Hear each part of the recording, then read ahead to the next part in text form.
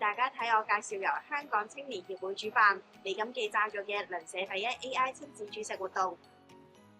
青年空間係我哋發揮創意、學習、成長嘅地方。由煮食到社區，由廚房到客廳，同我一齊展開呢段關於味道嘅旅程啦！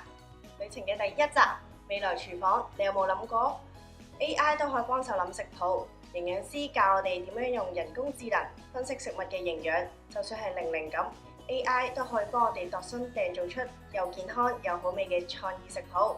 原來食得健康都可以咁好玩嘅。大家好，咁我係主題營養師啦，我叫 Hannah 啦，姓黃嘅。就係我哋 most of the time 我哋 choose healthy food。學識理論，下一步梗係要落手落腳實踐啦。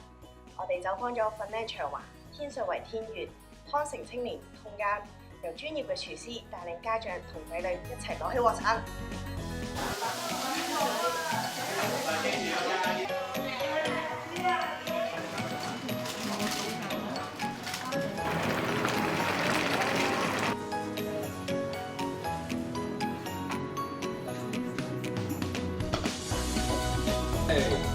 3、2、1。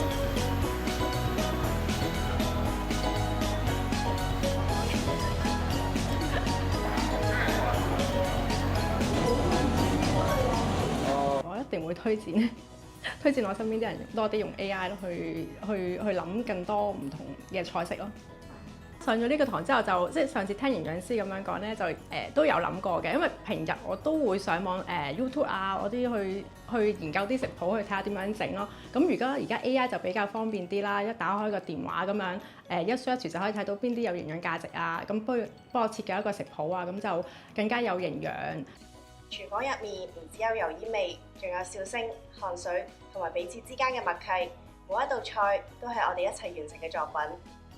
美食全心意，社區服務，分享關懷，煮好嘢食，唔止自己食。我哋將會帶住親手製作嘅愛心食品放入餐盒，帶住溫暖，準備派發。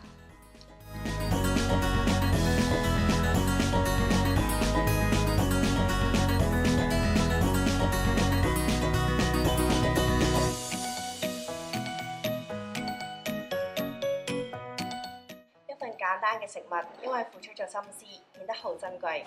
由烹飪嘅樂趣到分享嘅喜悅，我哋用食物打破隔膜，將溫暖送俾唔同嘅人。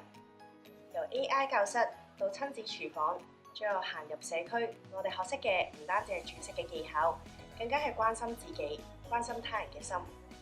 睇完呢條片之後，係唔係好想一齊過嚟玩呢？唔使諗啦，快啲過嚟加入我哋嘅青年空間大家庭啦！多謝大家。多謝大家。